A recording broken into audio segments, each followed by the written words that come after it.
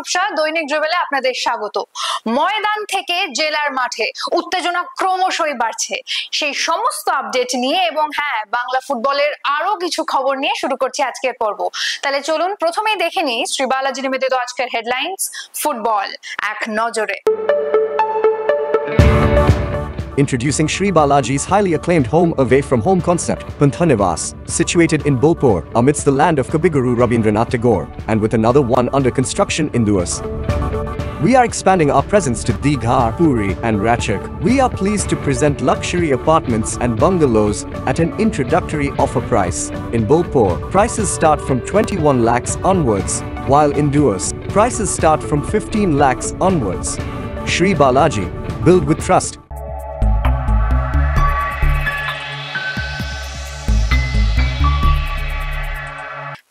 পুলিশের ব্যারিকেডে আটকে গেল মোহনবাগান। ফার্স্ট ডিভিশনে বড় ব্যবধানে জিতল হাওড়া ইউনিয়ন। বাংলা মহিলা দলের ট্রায়াল এবার ময়দানে, ম্যাকলারেন মোহনবাগানে। লিগের ম্যাচ নিয়ে তৈরি Uluberia stadium.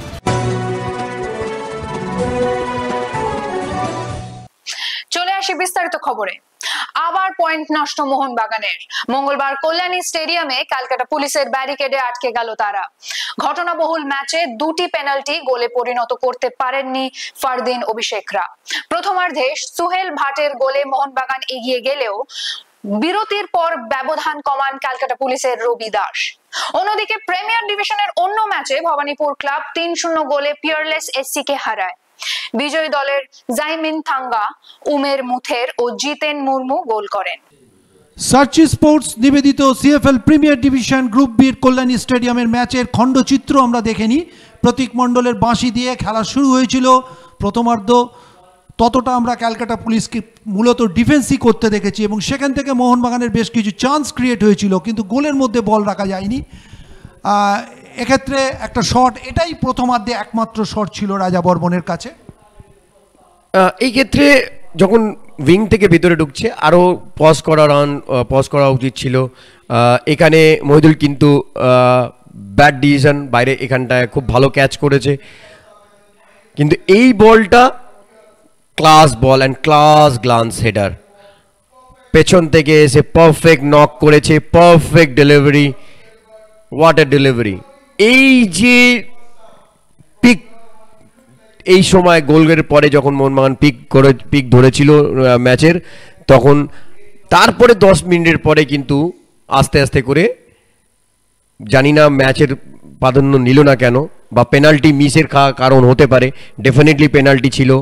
Good save মহিদুলের, unlucky Fardin খুব ভালো জায়গায় গেছে, ম্যান হাইটে, মানে গোলকিপার হাইটটা বেস্ট হাইট এইসব বলের ক্ষেত্রে।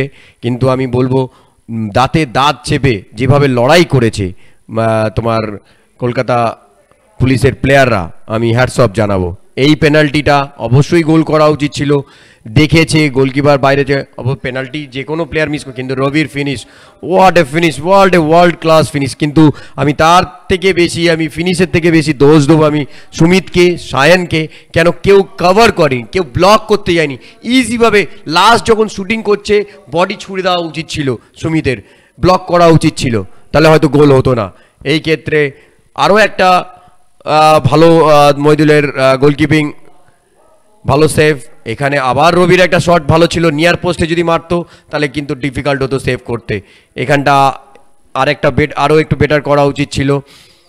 ডিকশনে এসে শুধু সেন্টারটা করেছে, এখানে রবি মহিদুল খুব বড় একটা ব্লান্ডার, খুব পুয়ার ফেস্ট। কিন্তু অভিষেক যে চান্সটা পেয়েছিল, ক্লিন কাট চান্স পেয়েছিল, অ্যাটলিস্ট টার্গেটে রাখা উচিত ছিল। এখান থেকে ফারদিন ডেফিনেটলি গোল করা উচিত ছিল হয়তো। এইখানটা দেখুন, যখন সায়ান বলটা নিয়ে বেরিয়ে গেছে, সায়ান আরও ধাওয়াই করেনি, আরও আগে যাওয়া উচিত ছিল, ডিস্টার্ব করা উচিত ছিল। যদি বলটা ধরে নিত, এইখানটা অবশ্যই মহিদুলের আমি প্রশংসা করব, এগিয়েছে বলেও কিন্তু পারফেক্ট মানে টাচ করতে পারেনি সোহেল ভাট। শেষ মুহূর্তের একটা সেন্টার, যেখান থেকে তপন বলটা কানেক্ট করতে পারেনি। এই ছিল আজকের ম্যাচের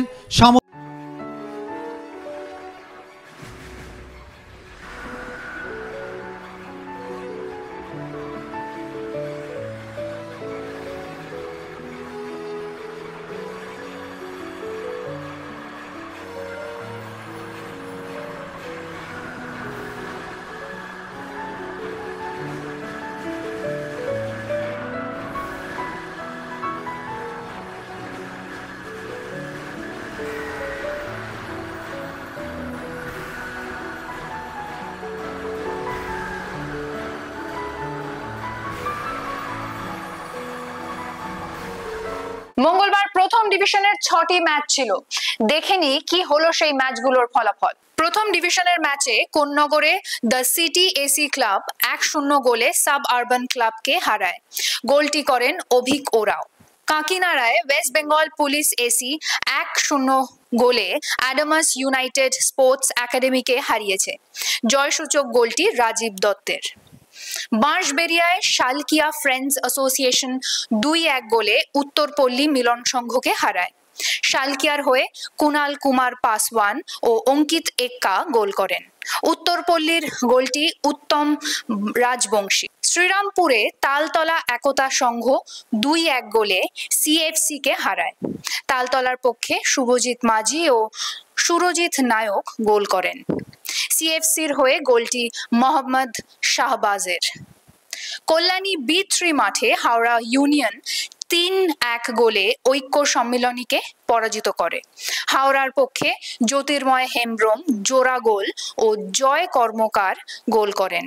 ঐক্যর গোলটি সারিকুল মোল্লার। কল্যাণী B3 মাঠে হাওড়া ইউনিয়ন 3-1 গোলে ঐক্য সম্মিলনীকে পরাজিত করে। হাওড়ার পক্ষে জ্যোতির্ময় হেমব্রম জোড়া গোল ও জয় কর্মকার গোল করেন। ঐক্যর গোলটি সাকিরুল মোল্লার। খড়দাতে শ্রীমন্ত কিস্কুর জোড়া গোলে ইউনাইটেড কলকাতা স্পোর্টস ক্লাব 2-0 গোলে হারালো FCI ইস্ট জোনকে।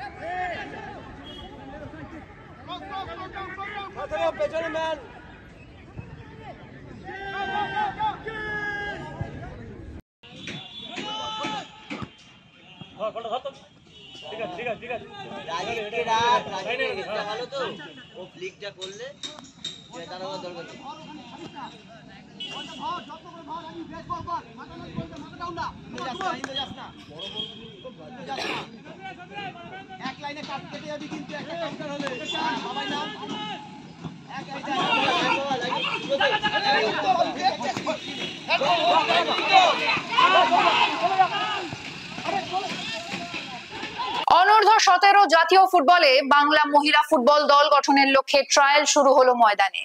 মঙ্গলবার ভবানীপুর মাঠে ট্রায়াল যদিও বৃষ্টির কারণে হয়নি, আগামীকাল আবার অনুষ্ঠিত হবে। এর আগে জেলাতেও ট্রায়াল হয়েছে। আসুন দেখেনি কি বলছেন বাংলার কোচ ও সহকারী কোচ।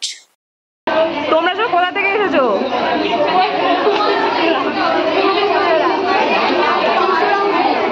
কোথা থেকে খবর পেলে ট্রায়ালে? কোন পজিশন খেলো তুমি? আর তুমি কি খেলো? তুমি? আচ্ছা, তো কি মনে হচ্ছে হয়ে যাবে? চেষ্টা করবো। আচ্ছা, আর কজন এসেছো তোমরা তোমাদের ওখান থেকে? ওকে, অল দ্য বেস্ট। আজকে আপনারা কলকাতাতে ট্রায়াল করলেন, তো কিরকম কি ট্রায়াল হলো সেটা যদি বলেন।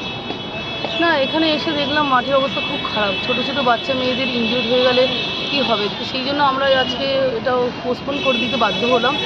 তো আইএফএকে আমরা জানিয়েছি, আইএফএও সহমত হয়েছে যে ছোটো ছোটো বাচ্চাদের ইনজিউর্ড হয়ে গেলে সত্যি প্রবলেম হয়ে যাবে, কারণ যেহেতু বাংলার স্বার্থে মেয়েরাই বাংলার খেলতে যাবে, সেখানে যদি ইনজোর্ড হয়ে যায় তাহলে সে ভালো মেয়ে হয়তো ইনজোর্ড হয়ে গেল, সেখানে আমরা পাবো না। সেই জন্য আমরা আজকে পোস্টপোন করছি। নেক্সট কাল বা পরশু যেটা আইফে ঠিক করবে মাঠ কোন ফিল্ড করবে সেটা আমরা দেখি, কথা বলে আমরা বাচ্চাদের গার্জেনদের জানিয়ে দেওয়া হবে। আর বহরমপুরে আপনারা ট্রায়াল করেছিলেন, তো সেখান থেকে কি সিলেকশন হয়েছে, মনের মতো প্লেয়ার পেয়েছেন? হ্যাঁ, বহরমপুরে এবছর আমরা যে সিলেকশন করলাম সেখানে 37 গার্লস আমরা সিলেক্ট করেছি। আশা করি অনেক প্রতিভাবান গার্লস আসবে। তো আমরা ওখানে একটা যেখানে ট্রায়াল করেছি কিছু কিছু প্লেয়ার বেটার পেয়েছি, কিন্তু কলকাতার মেয়েদের পুরো মেয়ে না দেখা পর্যন্ত বুঝতে পারবো না যে কোনটা বেটার কোনটা ইয়ে। তো পুরো ট্রায়াল হওয়ার পরেই বুঝতে পারবো যে কোনটা বেটার। আবাসিক শিবিরের কি কোনো প্ল্যান আছে? হ্যাঁ, আমি তো বলেছি যেহেতু দেখুন একটা সমস্ত স্টেটেই আরম্ভ হয়ে গেছে, আমরা কিন্তু অনেক পিছিয়েই রান করছি, আর মাত্র সময় আমাদের নেই। তাই আবাসিক ক্যাম্প তো অবশ্যই দরকার। আইএফের সহযোগিতা না করলে কিন্তু আইএফে আমাদের আবাসিক ক্যাম্পটা না হলে তাহলে কিন্তু রেজাল্ট হওয়া মুশকিল আছে। ওকে, থ্যাংক ইউ। তোমরা বহরমপুরেও ট্রায়াল করেছো বেঙ্গল টিমে, তো সেরকম ওখানে কীরকম কি প্লেয়ার পেলে এবং কতজন কি এসেছিল? ওখানে মোটামুটি গ্রাম বাংলা থেকে যে মেয়েগুলো এসেছিল সবই মোটামুটি ভালো মেয়ে আছে। এবার কলকাতায় আবার ট্রায়াল হচ্ছে, সো কলকাতা যারা সিলেকশন পাচ্ছে, বহরমপুর অলরেডি 37 জন সিলেকশন হয়ে গেছে, 4 জন গোলকিপার আছে। সো এখান থেকেও প্লেয়ার আসবে, তো তাদের মধ্যে আবার ট্রায়াল হবে।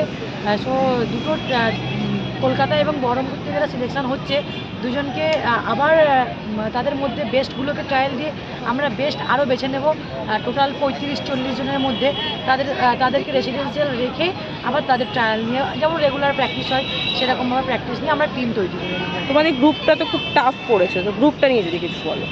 গ্রুপ তো অবশ্যই টাফ পড়েছে, Manipur, Haryana and Goa.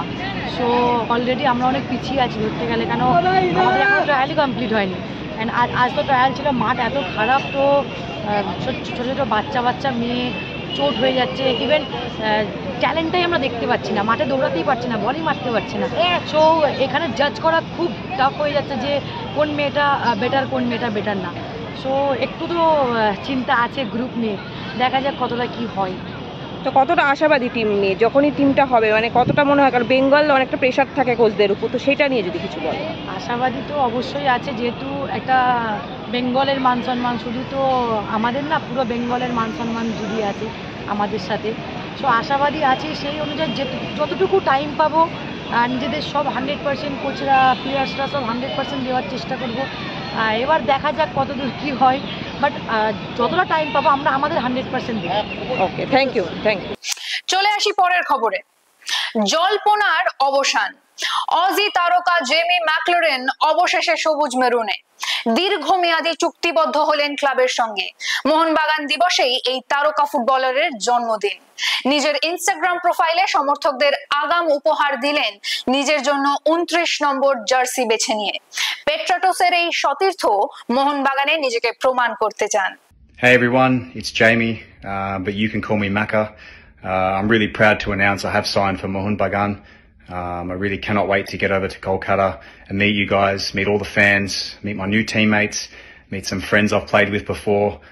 It's going to be a super exciting season, and I can't wait to get over there. Joy Mohunbagan.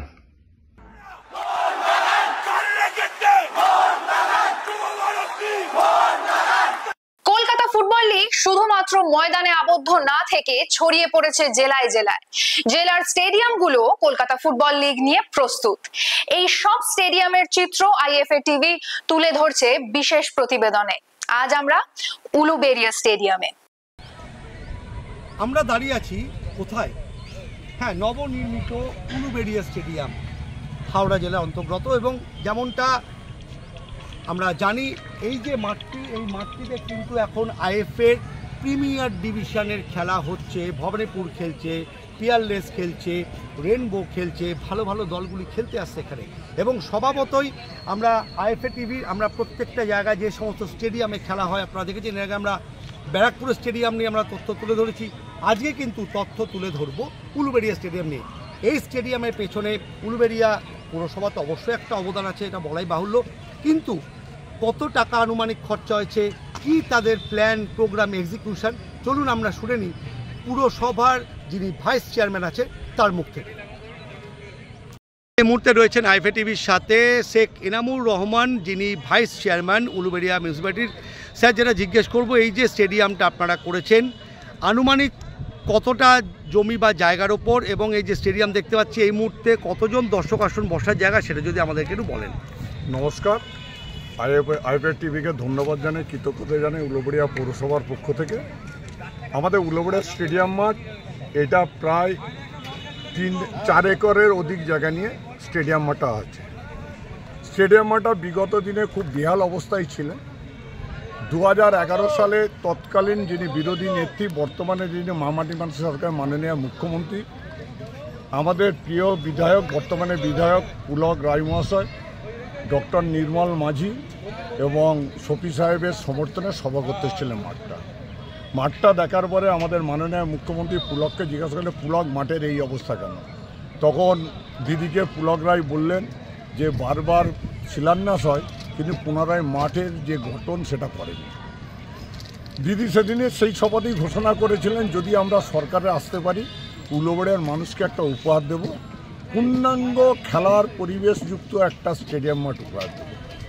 2011 সালে মামাটি মানুষের সরকার আসার পরে, বাংলার মানুষ পরিবর্তন করার পরে, বাংলার মাননীয় মুখ্যমন্ত্রী উলুবেড়িয়া যে কথা দিয়েছিলেন সেই কথা রেখেছিলেন।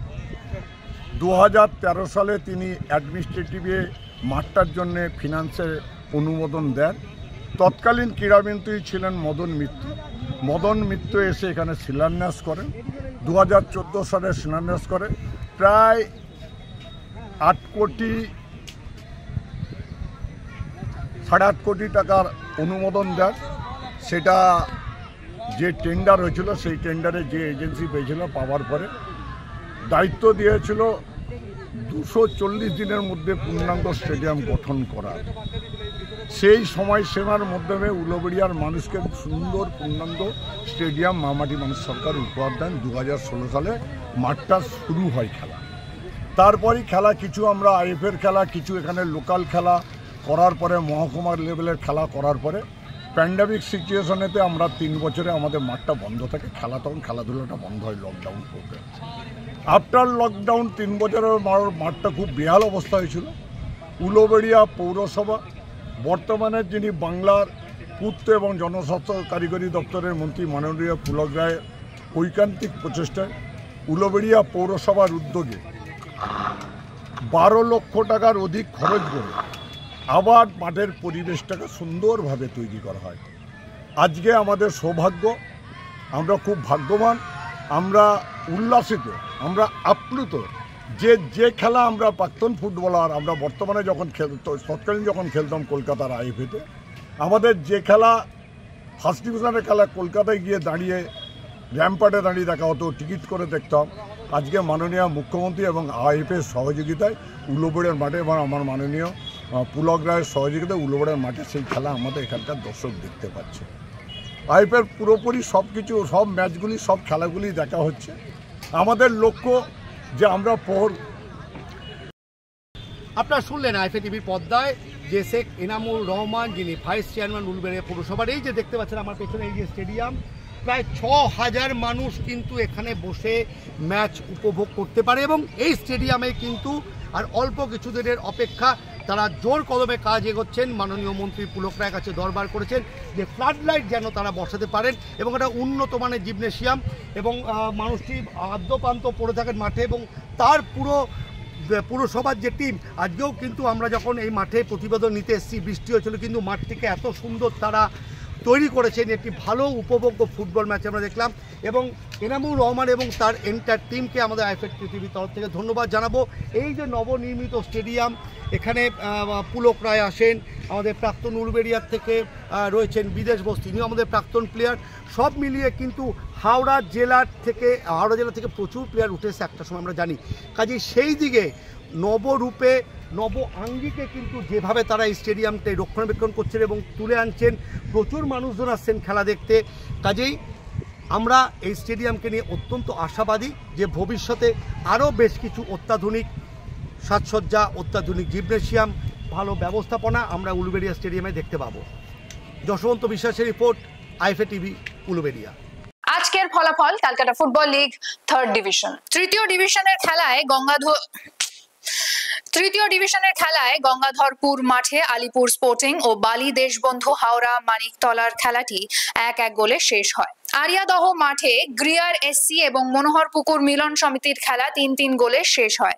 গ্রিয়ারের জিৎ হাঁসদা 2টি ও অভি মালিক গোল করেন। মিলন সমিতির ঋত্বিক দেবনাথ, বিকাশ মাহাতো ও ইমরান মোল্লা গোল করেন। পায়রাডাঙ্গায় কুমোরটুলি ইনস্টিটিউট ও কালীঘাট ক্লাবের খেলাটি 1-1 গোলে শেষ হয়। কুমোরটুলির মানস পণ্ডিত ও কালীঘাটের রোহিত পাসওয়ান গোল করেন। বি.আর. আম্বেদকর মাঠে ক্যালকাটা জিমখানা সাগর মণ্ডলের গোলে 1-0 ব্যবধানে গরলগাছা এসসি কে হারায়। বিধাননগর 2 মাঠে ট্যাংরা এফসি অ্যামিউজি কাশীপুর সরস্বতী ক্লাবকে হারিয়েছে 3-0 গোলের ব্যবধানে। ট্যাংরা এফসির হয়ে জয়ন্ত মোদি 2টি ও সৌমদীপ দাস গোল করেন। হ্যাঁ, আর দেরি নয়, কারণ এখন সময় ফুটবল কুইজ মগজাস্ত্রের।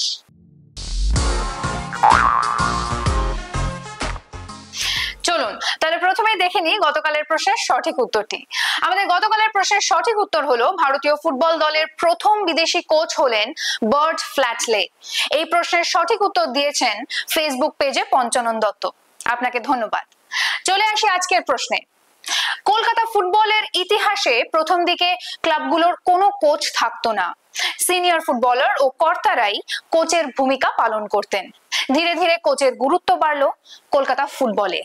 আজকের প্রশ্ন, ইস্ট বেঙ্গল ক্লাবের প্রথম কোচের নাম কি? আমার বিশ্বাস আপনারা অনেকেই এই প্রশ্নের উত্তর জানেন, তাহলে দেরি কেন? কমেন্ট বক্সে লিখে ফেলুন। আজকের ভিডিওটি যদি ভালো লেগে থাকে তাহলে ভিডিওটিকে শেয়ার করুন এবং আমাদের ফেসবুক পেজটিকে ফলো করুন। ফুটবলের এমন আরো খবরাখবর পেতে আমাদের ইউটিউব চ্যানেলটিকে সাবস্ক্রাইব করে ফেলুন এবং বেল আইকনটি প্রেস করুন। আজ তাহলে এখানেই শেষ করছি, আবার দেখা হবে আগামীকাল কিছু নতুন আপডেটস নিয়ে। শুভরাত্রি।